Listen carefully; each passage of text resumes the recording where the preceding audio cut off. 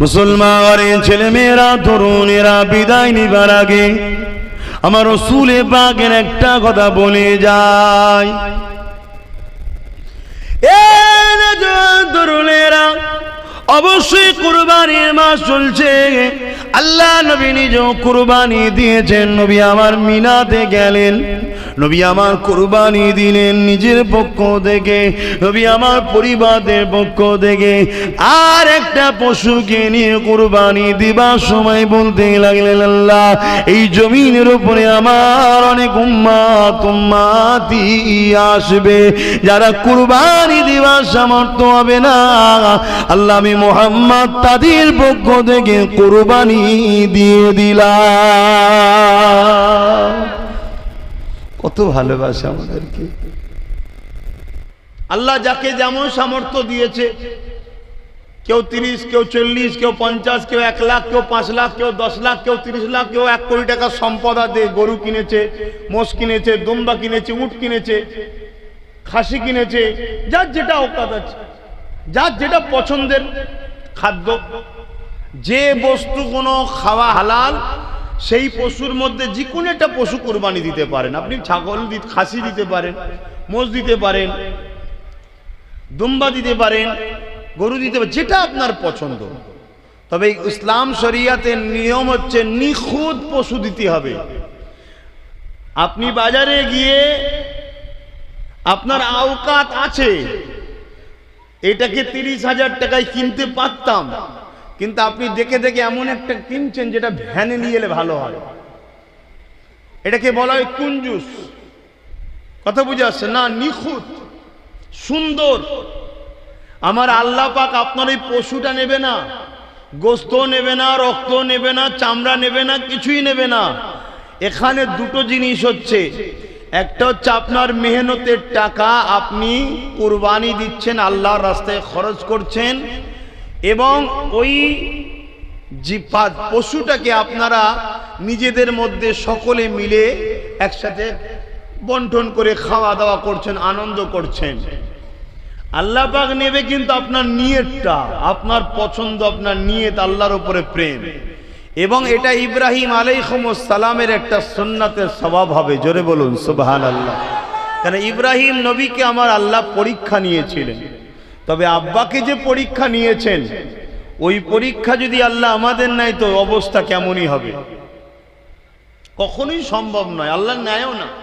হযরত আব্বাজান ইব্রাহিম আলাইহিস সালামকে আল্লাহ পরীক্ষা নিয়েছিলেন এই মাসে। কি পরীক্ষা? বিবাহ হয়েছিলেন, বিয়ের 60 বছর কেটে যাবার পরও একটা সন্তান হয়নি। আল্লাহ পাকের কাছে অনেক কাঁদাকাটি করার পরে 90-এর কোটা পার হওয়ার পরে একটা সন্তান হয়েছে। আর এটাও শুনে রেখে দেন, আগেকারের মানুষ 2000, 1500, 1200, 800, 900 বছর করে বাঁচত। কথা শুনছেন তো? হ্যাঁ, বাঁচত। আব্বাজানের 90 কোটা পার হয়ে যাবার পর আল্লাহ পাক তিনাকে একটা সন্তান দিয়েছে। সন্তানটা একটা ফুটফুটে চাঁদের থেকেও সুন্দর। জোরে বলুন সুবহানাল্লাহ। আল্লাহ পাক হুকুম করলেন, যাও তোমার বাচ্চাকে তুমি গিয়ে ওই এলাকায় রেখে আসো, বর্তমান যেটা কাবা শরীফ আছে ওখানে রেখে আসো। রেখে দিয়ে চলে এলেন। 1 বছর অপেক্ষায় আছে, কখন ইজাজত হবে বাচ্চাটাকে গিয়ে দেখব। আব্বাজান হযরত ইব্রাহিম আলাইহিস সালাম প্রেম কাকে বলে শিক্ষা আমাদেরকে দিয়ে গেছে। মুসলিম জাতির পিতা হলেন হযরত ইব্রাহিম আলাইহিস সালাম। 1 বছর কেটে গেছে, হুকুম আসে না, অপেক্ষায় রয়েছে কবে আল্লাহ পাকের হুকুম আসবে। এমন সময় 1 বছর পর হুকুম এসেছে, হে আমার খলিল ইব্রাহিম, যা আমি আল্লাহ হুকুম দিলাম, তুমি তোমার বাচ্চাকে একবার দেখতে যাও, তবে মনে রাখবে কাছে যেতে পারবে না, দূর থেকে উটের পিঠে চেপে দেখবে। কি পরীক্ষা দেখো।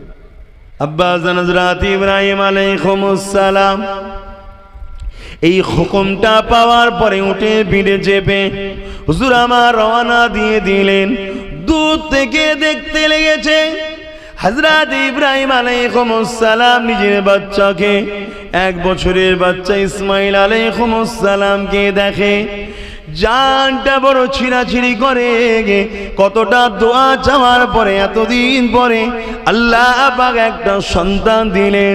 হুকুম আল্লাহ রেখে আসতে হবে, রেখে এসেছি। 1 বছর পর যদি এসেছি, কাছে যাওয়ার হুকুম নাই, যেতে পারবো না এবং বেশি গুণ থাকতে পারবে না। আওয়াজ এসে যায়, ইব্রাহিম রওনা দাও। আবার আব্বা জান দেরি না করে আল্লাহকে খুশি করার জন্যে আবার হুজুর আমার ফিরে আসলে।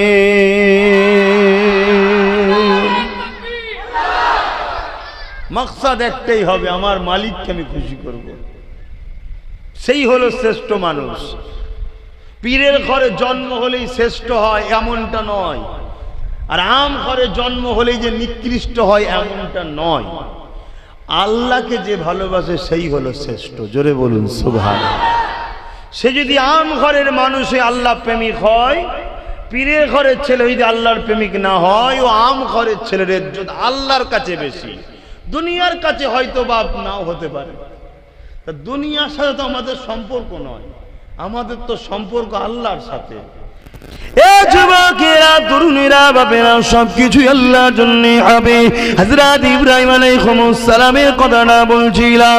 হযরত নবী ইব্রাহিম আলাইহিস সালাম ঘরে চলে আসলে আবার পরের বারে আল্লাহ হুকুম দিলে। এইভাবে 10 বছর চলে যায়। কম বেশি যাওয়ার পরে আল্লাহ বললে, ইব্রাহিম এবারে তুমি যাও, তোমাকে আমি ইজাজত দিলাম, তুমি তোমার বাচ্চা পরিবারের সঙ্গে থাকবে, তাদের কাছে যাবে, তাদের সঙ্গে থাকবে।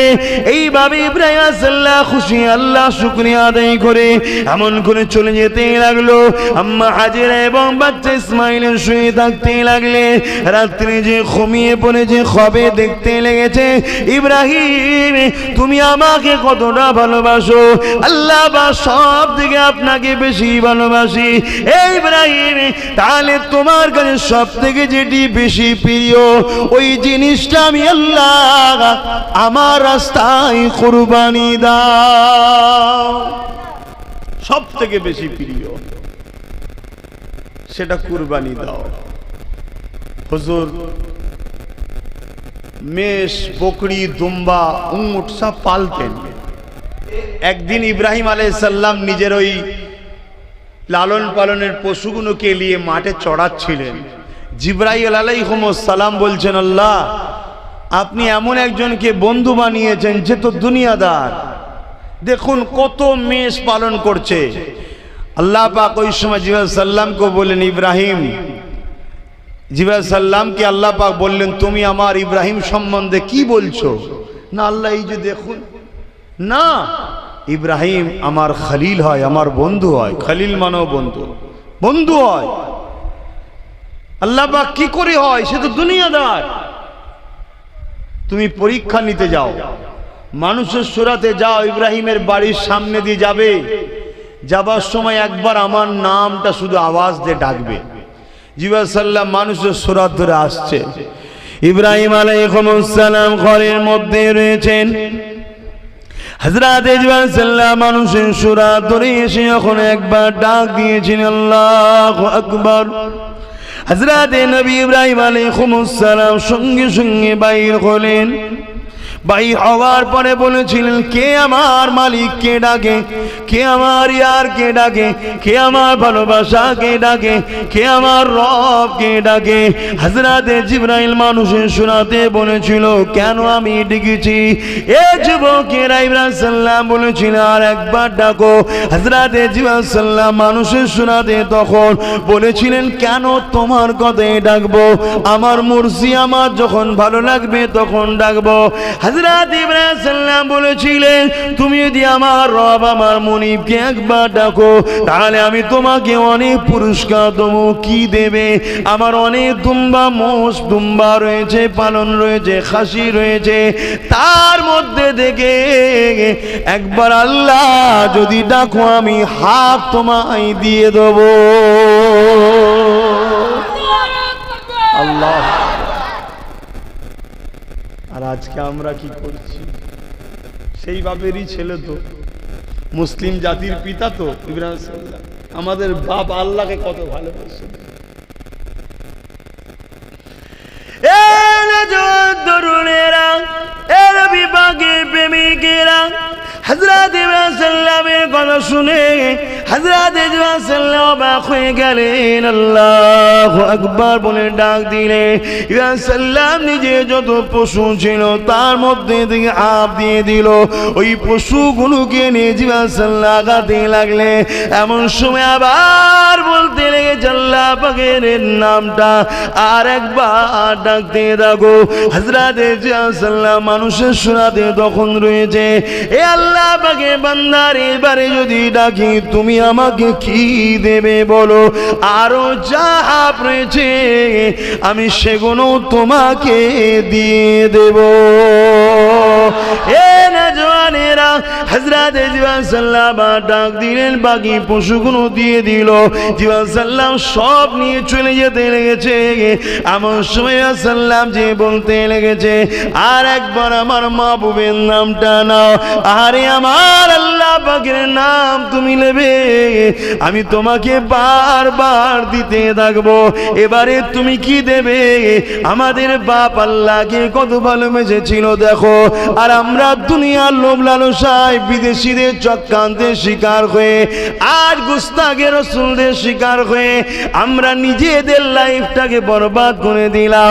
আমাদের চাল চলন উঠা বসা সব কিছুই আমাদের রাসূলের দুশমনদের মতো হয়ে গেল। আমাদের কথাবার্তা ব্যবহার আখলাক সব কিছুই রাসূলের দুশমনদের মতো হয়ে গেল।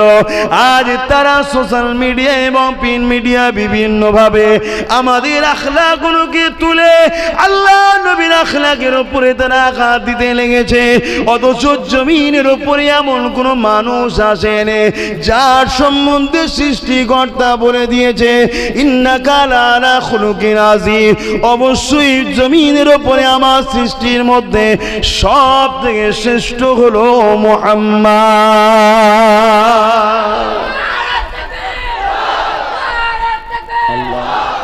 সেই নবীর উম্মত আজ আমাদের আখলাক দেখুন কেমন। লোক আমাদের দেখে নবীকে ছোট বড় কথা বলেছে।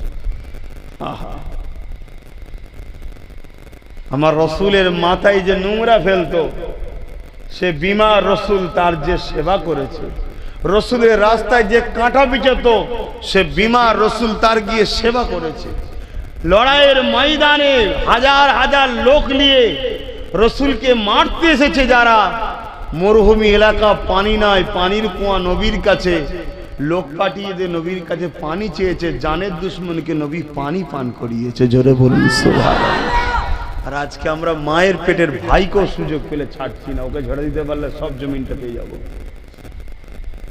কত আমরা খারাপ হয়ে গেলাম। আসুন ভাবুন, আমরা বলবো আপনারা শুনবেন, সুবহানাল্লাহ আল্লাহু আকবার দিয়ে চলে যাবেন। বেকার বলবো না, কিছু নেকি পাবেন, কিন্তু নেকিটা নিয়ে যাওয়ার জন্য পাত্রটাও দরকার। তো সেই পাত্রটা হলো মুহাম্মদ রাসূলের প্রেম, ঈমান। আবেরা নওজওয়ান তরুণেরা, হযরত ইব্রাহিম আলাইহিস সালামের কথা বলছিলাম। এ নওজওয়ানেরা, হযরত জিবরাইলকে যখন আবার বলে তুমি আবার আমার আল্লাহ পাকের নামটা নাও, হযরত জিবরাইল মানুষের শোনাতে তখন কি দেবেন আপনি? আমি যদি আল্লাহ পাকের নাম লি, কারণ আপনার যা ছিল সবই তো দিয়ে দিয়েছে। আল্লাহ নবী হযরত ইব্রাহিম আলাইহিস সালাম কি বলেছিলেন শোনে, এ তুমি যদি আমার আল্লাহ পাকের নাম নাও, এই যে পশুগুলো তোমাকে তো দিয়ে দিলাম, এগুলো লালন পালন করার জন্য তো লোক লাগবে। আমি নিজেকে দান করে দেবো, তোমার সাথে চলে যাব, তোমার বাড়ি গিয়ে পশুগুলোকে লালন পালনের কাজে নিযুক্ত করে দেবো। এ যুবকেরা, ভেবে দেখুন আল্লাহকে কতদিন আর ভালোবেসেছে, একটা নবী হয়ে সমস্ত কিছু দিয়ে দিল আল্লাহর নামের ডাক শোনার জন্যে, সরাসরি নিজেকেও দিয়ে দিতে লেগেছে। সেই ইব্রাহিম নবীকে আল্লাহ পাক পরীক্ষা নিয়েছিল, এই ইব্রাহিম তোমার মহব্বতের জিনিসটা আমার রাস্তায় কুরবানি দিয়ে দাও। হযরত ইব্রাহিম আলাইহিস সালাম পরের দিন উঠে 100 দুম্বা কুরবানি দিয়েছিলেন। আবার দ্বিতীয় রাতে খব দেখতে লেগেছে, আবার পরের দিনে 100 কুরবানি করতে লেগেছে। ইখতিলাফ রয়েছে 300 বা 200 এমন করে কুরবানি করে দিয়েছিলেন। আল্লাহ পাক আবার দেখাতে লেগেছে। এই সময়ে লাস্টে বারেতে হযরত ইসমাঈলের খমন করে আল্লাহ পাক খবের মধ্যে দেখাতে লেগেছে, ইব্রাহিম তোমার সাথে প্রিয় তো তোমার বাচ্চা, যার জন্য এত দোয়া চাইলে 90 বছর পরে সন্তান পেলে এবং জান্নাতি সন্তান নবী হবে, নবী সন্তান, সেই ইসমাইলকে তুমি সব থেকে বেশি ভালোবাসো। এটা দেখার পরে পরের দিনেতে হযরত ইব্রাহিম আলাইহিস সালাম নিয়তটা করে নিলে আমি আমার আল্লাহর জন্য সব করতে পারি। আমার আল্লাহ যখন আমার বাচ্চাকে পছন্দ করেছে, আমি ইব্রাহিম দেরি করব না, আমি আমার বাচ্চাকেও আল্লাহর জন্য কুরবানি জবা করে দেব।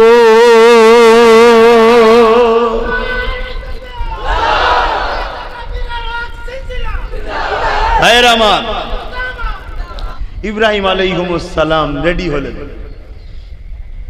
কিন্তু মনের মধ্যে হলো একবার ছেলেকে জিজ্ঞেস করি। আমি তো নিয়েতে পাকা, কিন্তু ছেলেকে একবার শোনাই। নিয়ত আমার নরণচরণ নয়, শোনাই। এটাও আল্লাহর ইচ্ছা যে তোমায় কি বাচ্চা দিয়েছি তুমিও জেনে নাও ইব্রাহিম। তুমি একা আমায় ভালোবাসো তা নয়, তোমার বাচ্চাটাও আমায় ভালোবাসে, তোমার থেকে বেশি ভালোবাসে, তারও প্রমাণ হয়ে যাবে। জোরে বলুন সুবহানাল্লাহ, নাউজুবিল্লাহ। ভুল মানে নেবেন না। একজন জবাই করছে, একজন জবাই হচ্ছে, দুটো প্রেম কিন্তু আসমান জমিনের পার্থক্য। জবাই করাটা আর জবাই হওয়াটা দুটো এক নয়। যে তোমাকে আমি যে নিয়ামত দিয়েছি আলহামদুলিল্লাহ, প্রেমের জায়গায় এই জায়গায় সেও পরীক্ষায় তোমার থেকে এগিয়ে যাবে, সে যে পিছবে তা নয়, সেটাও তুমি দেখে নাও। আল্লাহ পাকের হিকমত আল্লাহু আলাম, আল্লাহ ভালো জানে। তা বাপ ইব্রাহিম আলাইহিস সালাম জিজ্ঞেস করছে, বাবা এই সব দেখেছি বাবা, আল্লাহ তোমাকে তার রাস্তায় জবা করতে বলেছে। ছেলে বলছে, আব্বা এ তো খুশির কথা, এতে দেরি কিসে, আমি তৈরি আছি, আপনি দেরি করবেন না কেন? আল্লাহর হুকুম, আল্লাহর হুকুমে কখনো মানে কি বলে গাফলতি করা, অবহেলা করা, ঢিলেমি করা উচিত নয়। চলুন। আল্লাহ নবী হযরত ইব্রাহিম আলাইহিস সালাম আল্লাহ পাকের শুকরিয়া আদায় করলেন। আল্লাহ এত সুন্দর একটা সন্তান আপনি দিয়েছেন। এখানে আর একটা বিষয় হতে পারে যে এত সুন্দর বাচ্চা জানার পরও ইব্রাহিম কি কোনে জবাই করবে?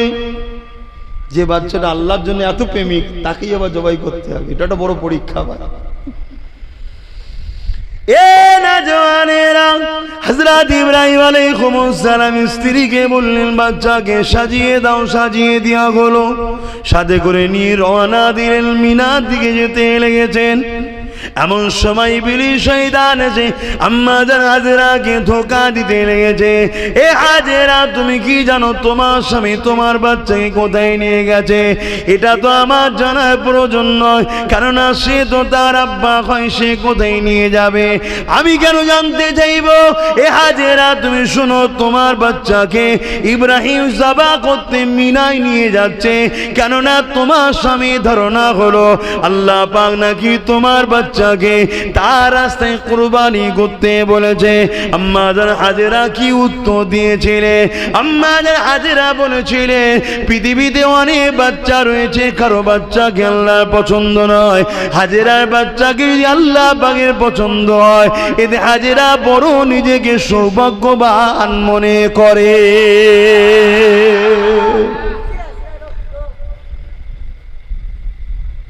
যুবক, এখানে অনেক মানুষ আছে, কাউকে আল্লাহ পছন্দ করেনি, তোমাকে আল্লাহ পছন্দ করেছে। নবীর মাহফিলে আসা, রাত জাগছো, বসে আছো, এটা তোমার জন্য একটা সৌভাগ্য, ঠিক না বেটি? তাকে কোন দিক দিয়ে আল্লাহ পরীক্ষা নেবে আল্লাহ ভালো জানে, কোন দিক দিয়ে পরীক্ষা নেবে আল্লাহ ভালো জানে। আল্লাহ বা পরীক্ষা নিয়েছিলেন আম্মাজান হাজেরাকে। আম্মাজান হাজেরা কিন্তু পরীক্ষা দিয়ে পাশ হয়ে গেল, বাচ্চার ময়ায় কিন্তু জড়িয়ে গেল না। আল্লাহ পাকের প্রেম এতটা গভীর ছিল, বাচ্চার প্রেম কিন্তু ওখানে জায়গা পেল না। এমন সময় ইবলিস শয়তান দেখতে লাগলো কি করে ইব্রাহিমকে রুকা যায় প্রেমের পরীক্ষা থেকে। এই হযরতে হাজেরা কাছ থেকে সারা বড় আম্মার কাছে চলে গেলেন, উনাকে যে বলতে লাগলে আপনার স্বামী এই করতে লেগেছে। আম্মা যান সারা একটাই কথা বলেছিলে, আমরা সবাই তো আল্লাহর জন্য আল্লাহর দিকে ফিরে যেতে হবে, আল্লাহ যাতে রাজি আমরা তাতে রাজি। যুবকেরা এভাবে ইবলিস শয়তান গিয়ে হযরতে এমনকি ইসমাঈল আলাইহিস সালামকে ধোঁকা দিতে লাগলে। ইসমাঈল আলাইহিস সালাম বলেছিলেন, এই ইবলিস দূর হয়ে যা, আমাকে আমার আল্লাহ আব্বা জান সব বলেছে, আমি খুশি মনে আল্লাহ পাকের প্রেমে নিজেকে কুরবানি হতে এসেছি। ইব্রাহিম সাল্লাম নিয়ে গেলেন, অনেক বড় কথা সংক্ষেপ করি মিনা ময়দানে চলে গেলেন। হুজুরকে শুইয়ে দিলেন, ছোট্ট বাচ্চাকে শুইয়ে দেওয়ার পরে বললেন আব্বা যান চোখে কাপড়টা বেঁধেলেন। কেন যত আপনি আব্বা আমি সন্তান বাপ বেটার ময়া তো আল্লাহ পাকের দান, না জানি আপনার জবাই করতে গিয়ে হাতটা যদি কেঁপে যায় আর আল্লাহ যদি বলে ইব্রাহিম রে কেমন তুই আমায় ভালোবাসলি, আমার এই দিওয়া নিয়ামতকে আমার জন্য জবাই করতে হাত কাঁপলো কেন? কি বাচ্চা, আর আমাদের বাচ্চা হলো তো ইট মেরে মাথা ফেটিয়ে ফেলতো আমাদের।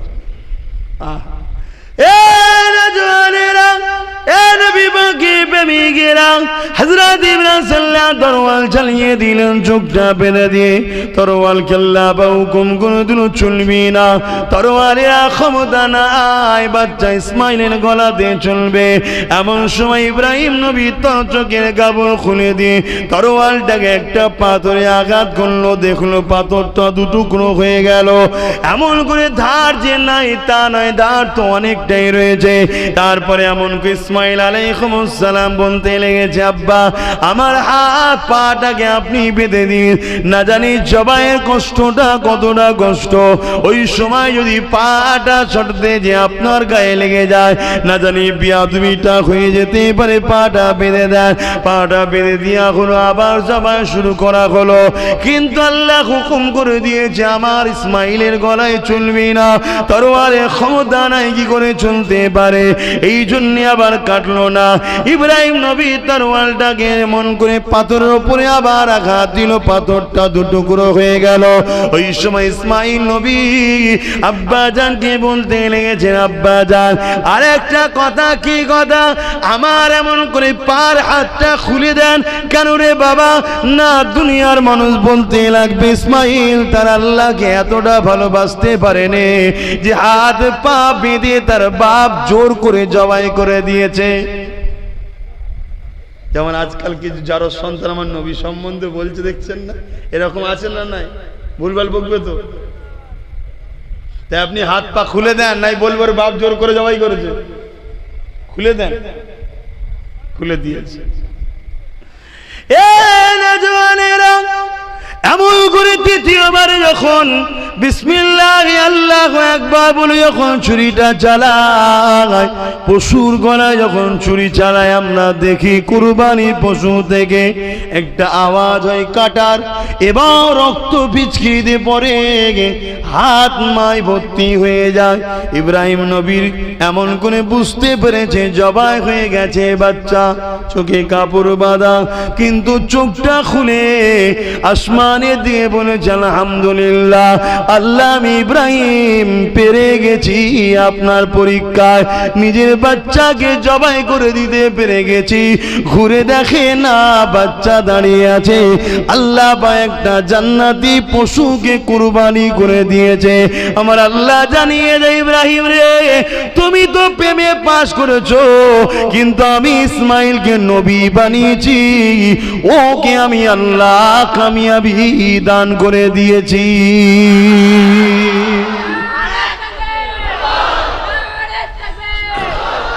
সেই রেওয়াজ থেকে আমাদের এই কুরবানি চলে আসছে। আজকে যদি আমাদের এই কুরবানি নিয়ে কারো আপত্তি হয়, এটা দুর্ভাগ্য, ঠিক না বেটি? কিন্তু অন্য কোনো ধর্মের মানুষের ধর্মের কাজে আমাদের কখনো আপত্তি আছে? না। কেন আপত্তি নাই? আমার রসুল আমাদেরকে মহান বানিয়ে দিয়ে গেছে। জোরে বলুন সুবহানাল্লাহ। দরুদ শরীফ আল্লাহুম্মা সাল্লি আলা সাইয়্যিদিনা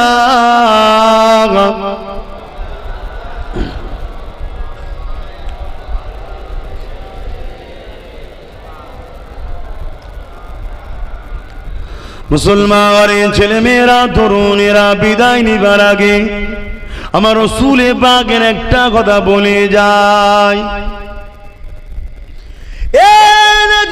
তরুণেরা, অবশ্যই কুরবানির মাস চলছে। আল্লাহ নবী নিজেও কুরবানি দিয়েছেন। নবী আমার মিনাতে গেলেন, নবী আমার কুরবানি দিলেন নিজের পক্ষ থেকে, নবী আমার পরিবারের পক্ষ থেকে। আর একটা পশুকে নিয়ে কুরবানি দিবার সময় বলতে লাগলেন, আল্লাহ এই জমিনের উপরে আমার অনেক উম্মতি আসবে, যারা কুরবানি দিবার সামর্থ্য হবে না, আল্লাহ আমি মুহাম্মদ তাদের পক্ষ থেকে কুরবানি দিয়ে দিলাম। কত ভালোবাসা আমাদেরকে। তরুণেরা, এ নবী পাকে প্রেমিকেরা, সেই নবীকে ভালোবাসো, সেই নবীর কথা মেনে চলো, সেই নবীকে মডেল বানান, সেই নবীর দিকে আগে আসুন, যিনি তামাম জিন্দগিটা তোমার আমার জন্য আল্লাহ পাকের কাছে কেঁদেছে, তিনি তামাম জীবনটা তোমার আমার নাজাতের জন্য আল্লাহ পাকের কাছে কেঁদেছে। যখনই কেঁদেছে চোখের পানির কারণটা কি? আর রাসূলুল্লাহ নবী আমার বলেছেন, আমার উম্মত উম্মতি, আমার উম্মত উম্মতি, আমার উম্মত উম্মতি। এ যুবকেরা, তরুণীরা, আব্বারা, আজ আমরা আমাদের কর্মের দোষে আমার নবীর দুশমনরা আমার নবীর বিরুদ্ধে বলার সাহস পায়। আজ আমাদের গাফলতির জন্য আমার নবীর দুশমনেরা আমার নবীর বিরুদ্ধে কথা বলতে সাহস পায়। অথচ সিদ্দিক আকবর যখন তামাম পৃথিবীর অর্ধেক পৃথিবী যখন এমন কোন ইমাম হয়েছিলেন, অর্ধেক পৃথিবী যখন শাহ হয়েছিলেন, অর্ধেক পৃথিবী যখন খলিফা হয়েছিলেন, অর্ধেক পৃথিবী যখন পাওয়ারটা পেয়েছিলেন, ওই সময় মুসাইলামাতুল কাজ্জাব বলে একজন খাতমে নবুয়াতের বিরোধী করেছিল।